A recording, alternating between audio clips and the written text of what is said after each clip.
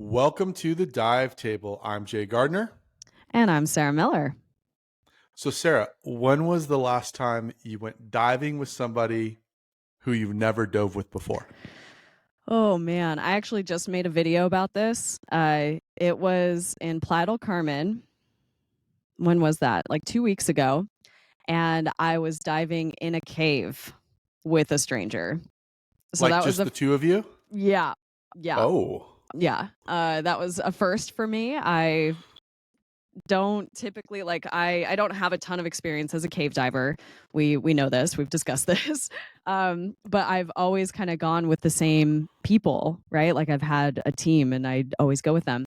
So this was new. It was weird. But it was a good experience. And we'll talk about today kind of how to vet new divers and make sure that you're going to be in a good position. What about you? oh, it's very recent, like last week and the week before that and the week before that. So it's definitely on my mind. You've But been you've been like developing your crew, right? In San Diego. So that's kind of a regular thing for you at this point. yeah, we're I'm trying to build a team, and that's no easy task. And Yeah. so, yeah, lots of new people. Awesome. So what I like for me in this topic of like diving with new people, connecting, like I do it a lot because I travel so much, but also like as instructors, we're literally doing it all the time, right? Like we're taking brand new divers out, we're taking students, whatever. So I think it becomes like second nature for us. But I know how scary it could be because for me, diving in a cave with a stranger was a new experience, right? And it was interesting because he had more experience in that environment than I did. So it was very much like letting him know my situation while figuring out what he was, his experience was too. So it was interesting because it's not to like be whatever braggy or I don't know what the word is, but like I'm usually not the least experienced person in a dive team, you know? So that was Yeah, like a really interesting experience for me. your head just got bigger. No, I'm just kidding. Okay. You know what I mean though? Like No, we as exactly. instructors, we tend to be like one of the more experienced people in the group. But it was good. It was humbling. I've talked extensively about cave diving and I've made some videos on my YouTube channel about it. Uh the whole experience was very humbling. It was good for me.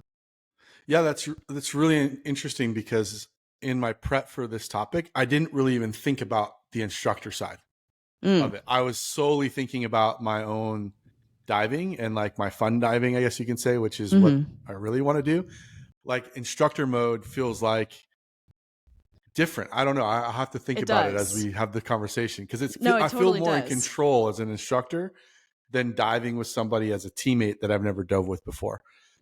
It's a But then they different play ship. both ways, right? Yeah. Because new people go, "Oh, well, you're an instructor." I just had this happen. "Oh, you're an instructor. You got the scuba side." I'm like, "No, no, no.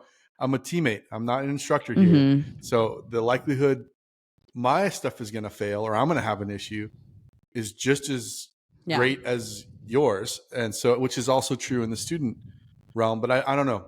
That's interesting. Are you more switched on diving with students than new teammates? I don't know. That's a good question. Oh, It's a good I'm discussion. for sure like and it shouldn't be this way, right? Like we should be as linked up as possible every time we go diving, right? But what I noticed in my and I talked about this in one of my videos, because I have so much experience solo diving, like that's what I've been doing for a lot of the last few years because I just drive my van and dive in random places. So it's like I'm alone. Like that's just the reality of it. Uh, my chip is very different because when I'm with a student, I'm like, okay, I'm here. I'm taking care of you. Like this is the deal. When I'm with a team, so like one of my training dives for my cave refresher, I was like dealing with my problems by myself and not fully communicating with the entire team. And my instructor was like, you, solo diver, need to knock that off. Like, yes, I get that you can handle yourself and you're fine, but like, you need to communicate these things. I'm like, yeah. You're right. You're right. Yeah, it's true. It's true. It's interesting because in the team aspect of it, you are thinking a lot about, how you guys are going to communicate, what the plan is, where you're going, right? What the limitations of the dive would be based on the levels of experience or comfortability of the team members, all of those sorts of things. But you're doing the dive for the sake of enjoyment, right? You're going out there because you love diving, and you're going to go. I just went and we tried to find the bottom of the pier in La Jolla. We didn't find it, but we went looking for it, which was fun. Nice. Versus, I feel like in the instructor world, there's a task. Like every dive, except for in my world, except for the last couple of dives or last dive, the experience dives, and even those still have a task to them.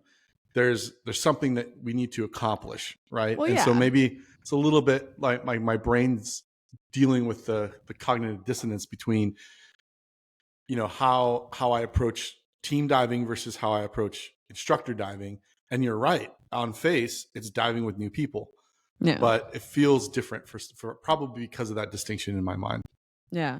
So I wonder, because I have, I think, a different experience than you do in this realm. How do you find buddies? How are you finding your community right now?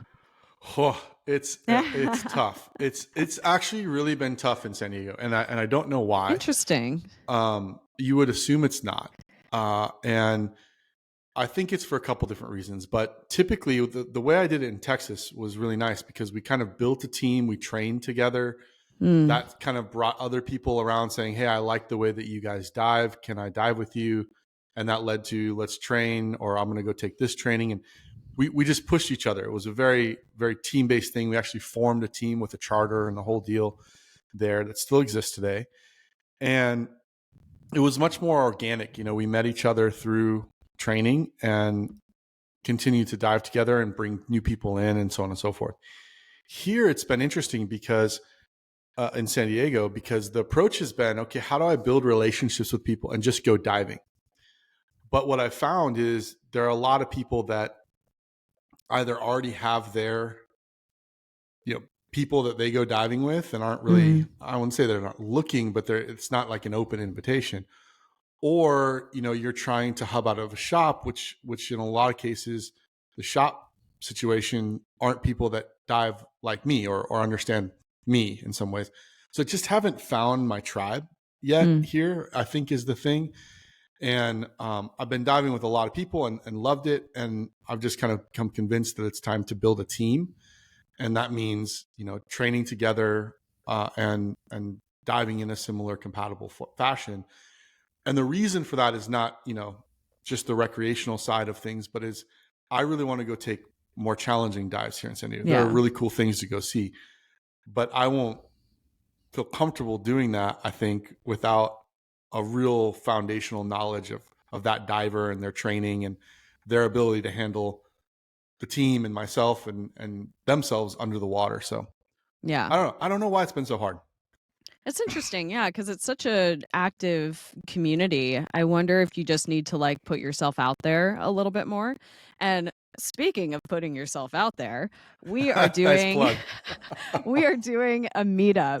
So if you're in the San Diego area, hopefully this is coming out. I don't know when this is coming out actually, but hopefully we can get this out in time. But we're meeting up on April 7th at 8:00 at where are we going? La Jolla Shores. La Jolla Shores. Yeah. Or Kellogg Park, sometimes it gets referred to. Kellogg Park. I hadn't heard of that. Okay.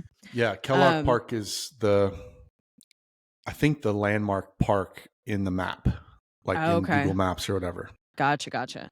But yeah, that should be really cool. Hopefully people show up. If not, we're going to do a great dive together because we haven't been diving together yet. So. Multiple dives. Yeah. Hopefully we've dove I'm in a weird spot, a cool spot right now where, the in work transition. So when you're here, it just so happens to line up where I am free, Yeah. minus family obligations, and I hope we go diving every day. It's gonna be awesome. I was thinking about that. I was kind of looking at my calendar and figuring that we would go diving quite a few times while I'm there. Yes. So that'll be really Yes. cool. And I will be happy to be a part of your dive team whenever I'm in the area. Oh, well, thank you. And I'll be happy not to receive communication when something goes wrong from you. I'll just pay attention. I'll just be back there like solving my problem. You're like, "Are you okay?" I'm like, "Yeah, I'm fine. Totally fine." Yeah. You good? You good? Yeah, I'm fine. I'm Your such a bottle is falling off. stubborn. You still good? Yeah, I'm good. I'm so stubborn. No, I'm getting better. Like since that training, it was a good wake up call for me. That I don't need to be so stubbornly alone.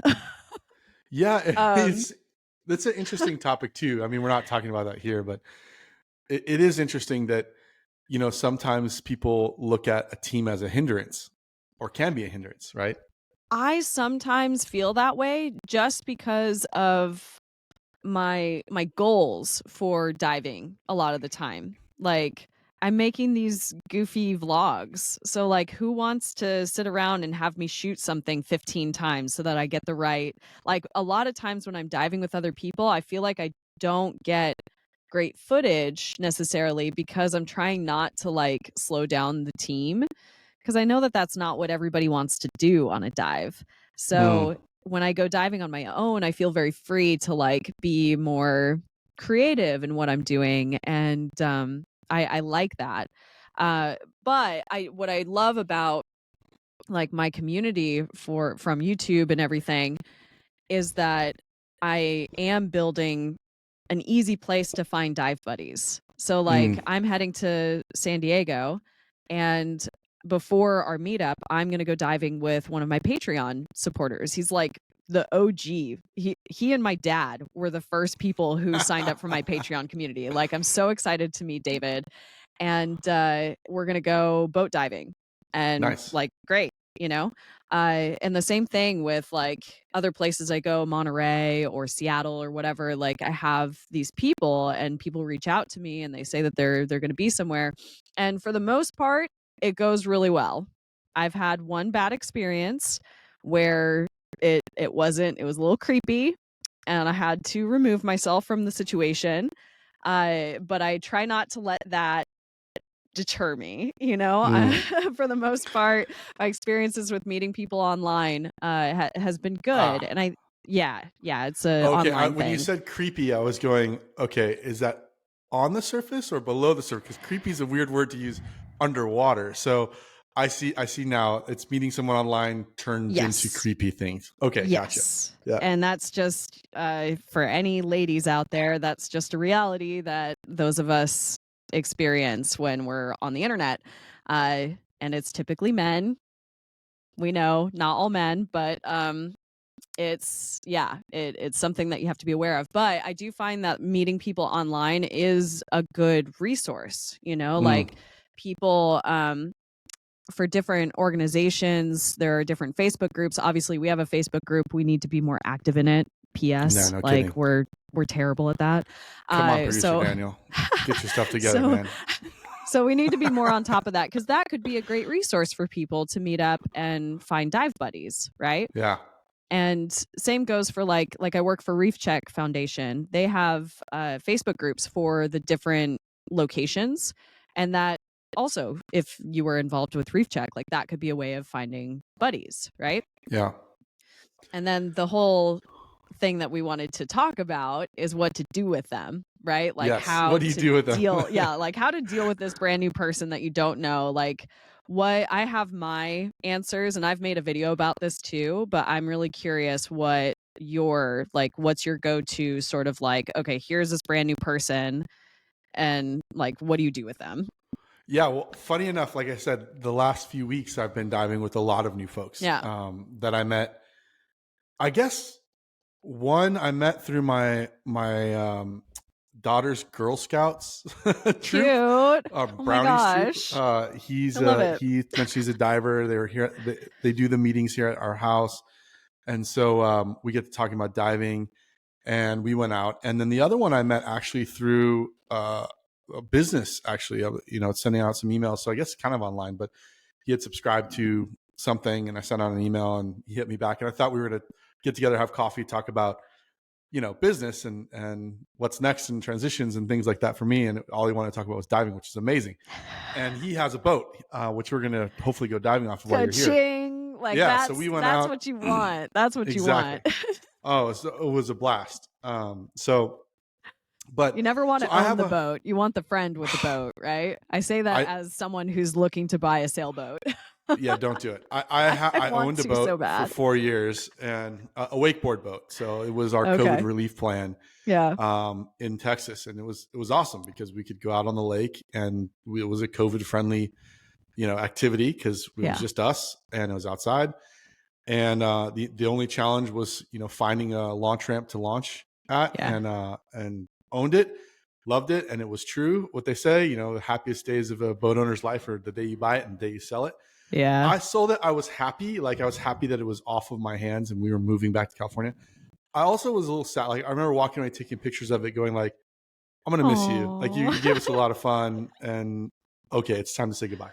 Yeah, totally. Oddly enough, total side story, the guy that ends up buying it from us while we're in Texas, it was broker through a brokerage, lives like an hour and a half from me now in San Diego. And we weird. were driving out. I could have towed the boat for him. I'm glad I didn't do it because it would have slowed us down, but I could have towed the boat all the way for him. He ended up, we passed each other on the freeway at some point. Shut up. That's so funny. He was going to pick the boat up. I was driving to our new house, and it was kind of funny. That's hilarious. Okay, yeah. To the topic. New diver with a boat. So I have a couple of rules for myself I follow during diving with somebody new, and they're not like hard and fast. I need to communicate these rules to somebody else. They're just things that I hold in my mind when I'm diving with somebody new. Number one is I want to keep the dive as simple as possible. So let's go someplace that is not a challenging, or at least we think it won't be challenging, right? Dive somewhere that's maybe more familiar, that the navigation, where you are, those sorts of things. Not always possible, but if possible, let's do that. And just keep the dive stupid simple. Let's just do, turn on time or gas. Let's do a simple plan. Let's not try to, fit a bunch of stuff into it, and keep it just stupid simple. That's rule number one. Rule number two for me is leave all the other stuff behind. So I like to bring a GoPro, or I've been, messing with cameras and, all the other stuff. It's like, also make your gear as simple as possible. So leave the camera behind for at least the first dive. Leave all the other stuff behind that you're going to be fiddling with or messing with. Just take, the core that you need, what you need for that simple dive, and go diving. So to keep it simple, not only on the dive site and location and plan, but also from a gear perspective of what you have to think about. And then the third rule that I follow is just to leave room in the day or whatever, time frame that you have to go diving, to have conversations. And don't, I don't like, a lot of people walk in, that get trained in different ways, and they're like, they have their way of dive planning, and you should put this over here, and you should move this over here, your light should be on the right side, not the left side. None of that stuff for me. It's like, look, we're going diving for the first time. It's just, hey, how long have you been diving? When was the last dive you took? What do you really enjoy about it? Where did you train, and how did that go? And what do you want to do on this dive? And how do you usually descend? How do you usually ascend? And just leave room, not for like a pick you apart questioning, are you doing it right? Because that's how people can feel, but more just a discussion and open conversation, light, in the drive down, wherever, before you jump on the boat, to kind of figure out how to best adapt what you want to do and how you're trained to their training, and have it in your mind, visualize what that would look like. So those are my kind of 3 rules that internally I follow when I'm diving with somebody new, to try and keep both of us as safe as possible in what we're doing. Nice. Yeah. I've very similar, kind of I will say that I'm more willing to take that GoPro with me, even on a new one. I wouldn't take like my camera with like the big light and everything, but a GoPro, I'll take that. But I agree, keeping things simple, keeping the dives easy, I think that's the way to go. What I always tell people is like just have that set of questions, kind of like what you described. Have that in your brain, but make it conversational. Kind Yeah. of touching on what you said, like to not make it feel like you're interviewing this person or you're like looking for Interrogating them. flaws. Yes, Yeah. interrogating. Yeah. That's a great word. So I like knowing how many dives they have, what kind of conditions they're used to. Uh, you had said, when was your last dive? Where was your last dive? I like that. Um, and then I think the really important thing is, how did your last dives go? That's a good Like, question. how did you feel? Right? Because that's you're getting an insight into their mindset and how they're feeling, how they're probably feeling today, right? If they had a great last dive, they're probably feeling more confident. Their, stress levels are lower. Whereas if they had something, maybe it was a tricky exit and they got tossed around a bit or whatever, like they could be, you can kind of gauge their nerve levels, right? Yeah. And that gives you good information, especially if you do happen to be like the more experienced person in the dive team. You can be like, okay, I got you. And not in Mm-hmm. like a judgy kind of way that might sound like. It's more like, I'm gonna be there for you, Mm-hmm. not that you need to rely on me, but I'm gonna take extra care to like check out the situation and make sure that you're doing all right. I think that's where my instructor brain comes on in this, where like I obviously don't want to take away somebody's autonomy or their, they need to be a fully functional diver, right? But like, I'm going to be in that mode, right? If somebody's kind of a little bit shaky. Yeah. So that's what I go with. I think knowing the how is like, how did it go? How did you feel in your last dives is a really important thing to know. Yeah. That's a really good point. So I think that's kind of the surface. And I mean, you can also add in there in your own head, observing how they set up their gear, not Mm-hmm. like hawking them, right? Like standing there with your arms crossed, like, No, oh my gosh, can you imagine? oh, did you set that up right? But I mean, you can see with your own eyes, do they feel comfortable? Are they feeling rushed? Are they feeling like, where does this thing go again? Mm-hmm. How do they set up the gear? How do they handle themselves on the shore or on the boat before you're about to get in the water? It's a good indication of the state of mind. And I think a more experienced diver can step in if you're seeing someone get flustered, you're seeing someone kind of get out of control, like what you're saying, and step in and say, hey, like, I got you. We there's no rush, no Yeah, worries. Because sometimes, less experienced divers can feel the pressure that they don't want to ruin your dive, Sarah, absolutely. or my dive, Jay, Absolutely. or the other person. So I always kind of just reassure them, look, I'm in no time schedule. I just want to be under the water. I don't care if all we do is sit on the upline. Yeah. Like, I'm under the water. I'm in my happy place. It doesn't Yeah. matter. No, that's huge. That is huge because I felt that too. Like when I first got into diving in California, diving from the shore is a different beast than boat diving, and there are a lot of times where you're like overheating and you're like trying to get all your stuff on and get into the water and like breathing harder, and it takes an amount of like willingness, I think, as a diver to be like, hey guys, I need a beat. Mm-hmm. Like, I need to take a minute. Is that okay? And hopefully everybody is cool, because we should be, right? Like, we shouldn't judge anybody if somebody needs We an extra should. minute to, yeah, should. But like that, I think it takes a lot of courage, because, and I've been seeing a lot of this kind of discussion in the comments of my latest video, because I talked about fear and anxiety, because I'm somebody Mm-hmm. that I've struggled with that uh, in my life. And it takes a lot to be able to speak up and say like, hey, I'm feeling nervous, or like this, that, or the other thing, right? Like I had to do that with this cave dive that I did with a stranger. I let him know like, hey, I'm not the most confident cave diver. Like I've done this refresher course and everything, but like I'm still very new to this. I'm coming Mm-hmm. at it with this like I'm very new to this. And I think that can also be part of like understanding the green flags for new divers. Like if you're that nervous diver and you share that with your buddy and they come at it with like a, hey, it's all good, like we're gonna go out and have a chill time or whatever, or if they kind of give you that eye roll and like Get your resistance, stuff together. Yeah. yeah, Mm-hmm. then you're like, you can pinpoint it like, I don't need to dive with you.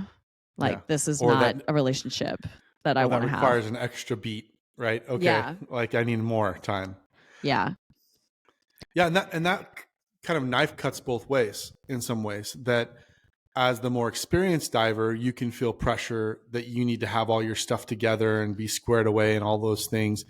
And you might need a minute, That's right? the I mean, thing. I We're was just all, on a boat. yeah. I was literally on a boat, like I was saying, my new dive buddy or teammate that we went on, and it's a little boat. And I didn't take my Dramamine. I didn't remember the night Oh before, so I took it that morning. no. And I was fine until we anchored up and I was sitting there helping put gear together. And just the rocking of the boat, all of a sudden I was just like, oh. And he was kind of ready to go, about ready to go. And I was like, hey, I need a minute because I'm feeling a little nauseous, and I'm surprised I'm feeling nauseous, but I am. Yeah. And so I just need a minute, and I need to get my stuff geared away because I know the solution to this is to get in the water. Yes. But I need a minute to get my gear on and get sorted. And I've never done it on your boat before. So, all this stuff, I'm in doubles and he's, in a singles. And Right. so I think in general, it's really good to take that beat. We talked about being mentally fit for the dive, mentally ready, switched on. And that can switch both ways. On one end, if you're the new diver, you might feel the pressure of not ruining someone else's dive.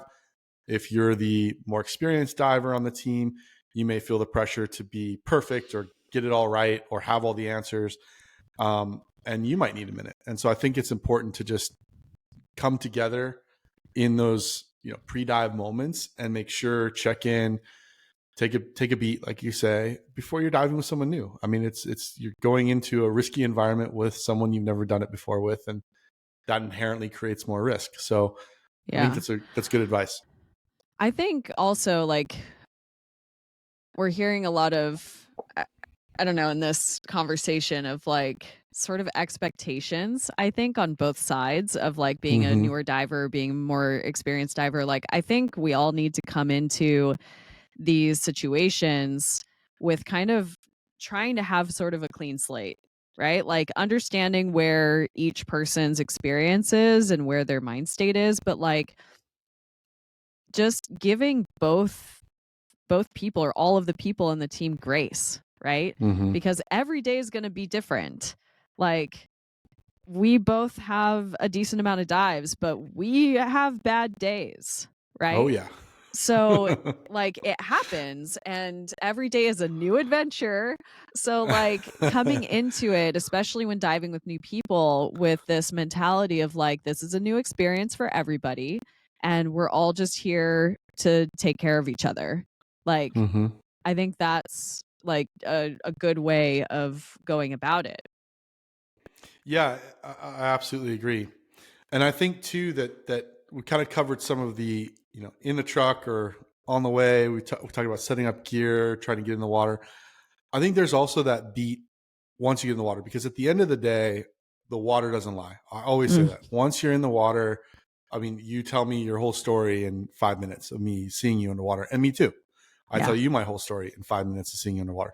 Yeah. So, there are two things to keep in mind when diving with somebody new, and diving in general, but especially when there's someone new. One is the most likely place for something to go wrong on a dive, whether it be gear or it be something else, the ears or whatever it would be, is at the start of the dive. Yeah. And so descending together, slowly in a very controlled way, having a plan for that. Super, super important, to be super switched on for that first moment, first few moments underwater. And then two is then observing the whole diver. That was something that just kept on being pounded into me throughout all of my training, was see the whole diver. And sometimes you don't. Sometimes you're just looking for the okay. And you're not observing the whole diver. You're not seeing the whole thing. And sometimes it's as obvious as, hey, there's a big bubble leak going on, and like you didn't see it because you're just looking for the okay. Right. Sometimes it's a little more nuanced, where you see in the face, holy crap, that those big eyes, that fear, or you see just like, fumbling with gear and not quite sure which button to press and things. And when you're in that state where you say, okay, we're going to descend in a controlled manner, and I'm going to be super switched on and observant right now, because I need to be, and observe the whole diver. A lot of what can go sideways in that dive can be caught in those first few minutes. Not everything, but obviously the majority of, or the highest likelihood of something could be caught in those first few minutes. So that's something, again, I try to do, is make sure I'm switched on. As soon as we say, hey, we're going down, great, I'm going to pace you and I'm going to follow you. And in fact, I just did this with another person I was diving brand new with, who, okay, we go down, visibility was decent at the surface, 5 feet down, there it goes. Oh, shoot. And I'm looking and I'm stopping, and I'm like, okay, I don't see him. I don't see his silhouette. Where'd he go? So I drop down a little bit farther. I don't see him. I'm like, okay, either he's back on the surface or he drifted away somewhere. I don't know. So I'm going to take a little helicopter turn all the way around, take a look to see if I see him. Okay, I don't. I'm going to come back to the surface and see if he's there. And if not, oh my gosh, in the first 2 minutes of diving with this guy, we lost him. Oh my God. And so of course I did that. I came back up to the surface, and he was swimming back towards the boat saying, oh, I need more weight. Okay. I thought that's going to be something like that. But again, I had that panic moment of just like, holy crap, where'd he go? Because I didn't see him. So the next time we descended, I made sure I was like at eye level with him, almost like trying to grab his hands. And that you can make that contact if you need to, right? Not that you need to like be holding on to him necessarily, but just being able to do that.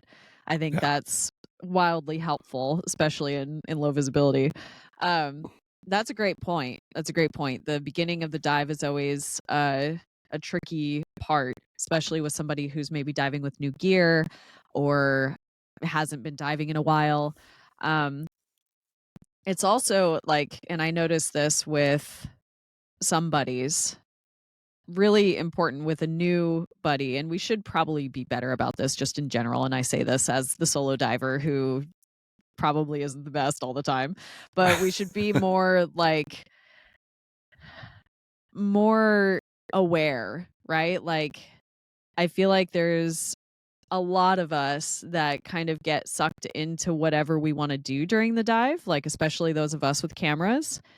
And we probably drift too far away from our buddies. And so when diving, especially with new buddies, I think making that distance that that you stick together just in case something happens. I mean, again, we should be better about it in general, so that because things can happen with people that you dive all the time with, right? Like you can have an out of air situation, a equipment failure or whatever. So we should be better about being closer and paying attention to our buddies, but especially with somebody who's new. Yeah, that's a good point. It's funny because it's a long story, so we could tell it on a different podcast. But back in the day when I was first diving, I remember I was using a transmitter for the gas, right? Transmitted the amount of gas you had in a tank or 2 tanks, whatever tanks you had. And I remember that being really convenient because it was all right there on my wrist and didn't think about it, so on and so forth. But I also found myself becoming very internally focused on myself. So when I removed that and I started to try and train myself around this idea of a 5-minute groom, as how I kind of think about it. But every 5 minutes, right, in the dive, I should groom. I should start. This is kind of what I do every dive now, is okay, first of all, how am I feeling? Am I okay? Am I warm? Am I cold? Where's my brain? Right? How much gas do I think I have? All right, let's check the SPG to confirm. What depth and direction do I think we are right now? Let's check my compass and my depth gauge to confirm. Okay, good. And then let me just groom my gear. It's the long hose straight, my lights on, my pockets closed, everything good to go. All right, good. That's me. Now let's move to the team. Can I see the team? Can the team see me? Let me observe the whole diver. How's the diver doing? I don't need to communicate, hey, are you okay, every 5 minutes. I can just observe. And Yeah. if something, looks off or something, piques my interest, that I can say, hey, check in with that diver. Are we okay? And whatever it be. And then finally check the environment. Hey, what's going on around me? Is there a current that picked up? How's the sand? If I'm on the bottom looking at sand, is it still in the right direction? How's the topography changed? And it turns into a little 30-second little, okay, good to go. Mm. And it's funny because I really tried to train myself around that 5 minutes early on in my diving. And now it's almost like a habit. It's almost like I look down at my timer and it's 4 minutes and 58 seconds. And I'm like, oh, yep, it's time. And I look down again and it's 9 minutes and 45 seconds. Like it just happens in your brain somehow. And I think that's a good habit to get into, regardless of what you're doing. You can be really locked into a camera for 5 minutes. But then when that little, dingly bell goes off in the back of your head, the timer that internally is hitting you in the back of the head saying, hey, pay attention. Okay, let's do a quick groom. Let's check. Boom. Oh, man, I'm pretty far away from that teammate. I can't see him. Hey, how do I get their attention? Or maybe I should go over there, or whatever it would be. But it was a nice little trick and habit that I got into that's really helped me in my diving and could be valuable to others. Absolutely. No, I think that's good. I will admit that I'm not that disciplined, but it's good. That's a good practice to have. I find that I'm very much into that when it comes to conditions. Again, because I am diving by myself, I'm very cautious. Like, I plan my dives super conservatively, looking at the tide charts and making sure that a current isn't going to whip me away off into nothing land. So that for me is my check. It's like I'm always watching what's going on, how the surge is feeling. If I'm in a place where there is currents, like what are the fish doing? Mm-hmm. That's something. I'm going to head back to Komodo in June. I'm taking a group there, which I still have spots if you want to join. Go to Komodo. Go to Komodo. It's going to be amazing.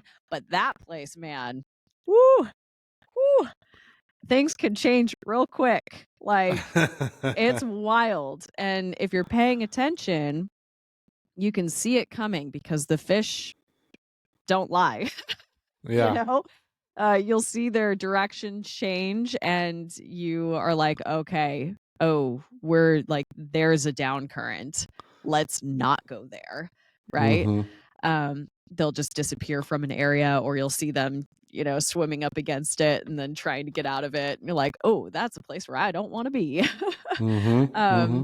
So yeah, that's where I end up spending a lot more of my time in the checks, but I think that's something that I want to develop more of, especially now that I do have a community online and I am diving with people more often. I want to be more clued in. Like that was my wake up Mm-hmm. call from my cave diving refresher. Like just need to be more on when Mm-hmm. fun diving Yeah. because things can happen anytime. And I'm not always going to be able to solve my own problems, and other people are there for a reason. Right. So, Right. well, I Yeah. think, yeah. It's a no. Just to add to your point there too is the layers that get added into your sphere of consciousness, right, throughout a dive. Everything from thermal comfort to, like you said, conditions. I just got barrel rolled in a nasty surge, Oh no. because I was paying more attention to where the other teammate had gone, and not paying, and all of a sudden, that moment where you're underwater and the sun goes away, oh God. you just know, like, that's a big wave that just crashed on top of my head. And everything just went white, completely white. It was just like, boom, can't see anything, pushing towards the wrong rocks, right? The whole thing. Mm. And you just go like, oh man, I'm in a bad situation here that I need to rectify very quickly. And you start like fighting to try to get back away from where that current or where that surge is pushing you. And so again, that alertness is really important, not only for, I was probably being too alert of how somebody else doing. That's what I was going to say. It's kind of like the rescue course where you teach your students, like, you got to take care of you first, right? Because you don't want to create more victims in an accident. Yep. So you need to check in with yourself and make sure that you're good, and then focus on the other person. So that's a great point. That's a good learning lesson. No, it was tough. I mean, because I was making sure the other person was okay. And I'm like, hey, I'll take this side because I know this is going to push towards the rocks. And so I'll take the harder spot, and I'll, just thinking it through. But all I was thinking about was, is he okay? Right. And then all of a sudden, boom, there I go into the rocks. Yeah. And the lifeguard's yelling at me, hey, get out of the rocks. Like, I know, I'm trying, like, and so again, it's a good point. It could have created a victim, me, by not paying attention to me. Yeah. So it's just kind of an extra add-on point that there's a lot to focus on a dive. And maybe that wasn't the best location to take a first dive together, but well, and maybe learn. like looking back on that situation, maybe it would have been better. I always tell people, slow down. And we've been saying this in the podcast for a long time when it comes to like taking courses and everything, slow down. But this also applies to diving in general, just going on a dive, like, slow down. I was talking to somebody in the comments on one of my videos who had made a mistake, like, newer diver, had messed up and shot to the surface. Scary. Totally fine, but embarrassed, right? Because made the mistake and whatever. But I shared that, you're okay. It's something that you learn from. And now do things slower. Right? Because then you can be more mindful. You can be more present with like what's going on. And maybe in that situation where you were doing the exit, if you had just let the guy exit in the good place and then waited a little bit, watched the waves, right? Watch the series go through and then exit in the same spot, just get out later. Right? Yep. So it's like a lot of our problems can also be solved just by slowing down and being really present with what's going on in the moment. Yeah. And having the presence of mind in those situations where it was unexpected that those swells were coming in, to then, it should trigger to say, okay, now slow down, think, right? Breathe, whatever those things are. And it's hard to do in the moment, but I totally agree with you. I think that's a really important lesson. Yeah. Cool. Well, I think hopefully this was helpful for people. I feel like everybody's always looking for new dive buddies, or you're on a boat and you're getting that Insta buddy sort of situation. And it's good to know what questions to ask. So I don't know. I like this. I liked where, the suggestions that you gave too, because I'm always learning from other people too. Yeah, maybe just to tie a bow on this one, I think the last piece of diving with somebody new as well is to then, after the dive, talk about how it went. Yes. Right? Talk about how it went. Talk about, did you feel comfortable in that moment? Did I read that correctly, that you were struggling with this or that whatever it would be? And talk about, maybe without critique. Hey, you shouldn't have, done this, or you shouldn't have done that, or I wish you did this. That can happen. If emotions, you have a tough dive, emotions get really hot. Maybe after the dive, you can come across that way, but always kind of talk about it and try to improve. Hey, how could we have done that better? Not, you need to do this better next time, but how could we have been better as a team? Yeah. And that's what builds that relationship and that confidence in one another to get under the water again, is the conversations that happen after. And I also think, go to, pizza, go grab a bite to eat, go, have a beer with the person, whatever it is that you're into, spend time building relationships outside of just the diving. And I think that those two things go a long way to ultimately building a new team or getting comfortable with diving with new people. Absolutely. I'm glad you mentioned that, because the debriefing is hugely important. It's probably the most important part of the whole process. That's good. Yeah, it can be. And like I said, and you have to make a decision at the end of that at some point whether you'll dive with them again. And Yeah. that's a very personal decision. And that can be based on whatever criteria. Hey, if you don't like hanging out with the person after the diving is, hours in the truck and gear and everything for a half an hour underwater type of thing, Yeah. And so, be critical about who you end up diving with on a more regular basis and who becomes part of your real team.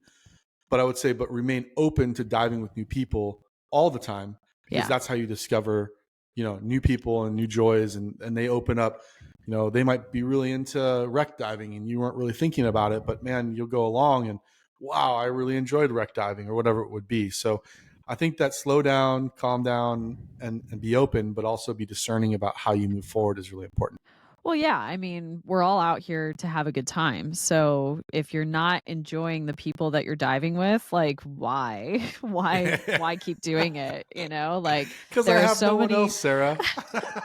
No, I'm kidding. I'm totally kidding. I'm desperate. I need dive buddies.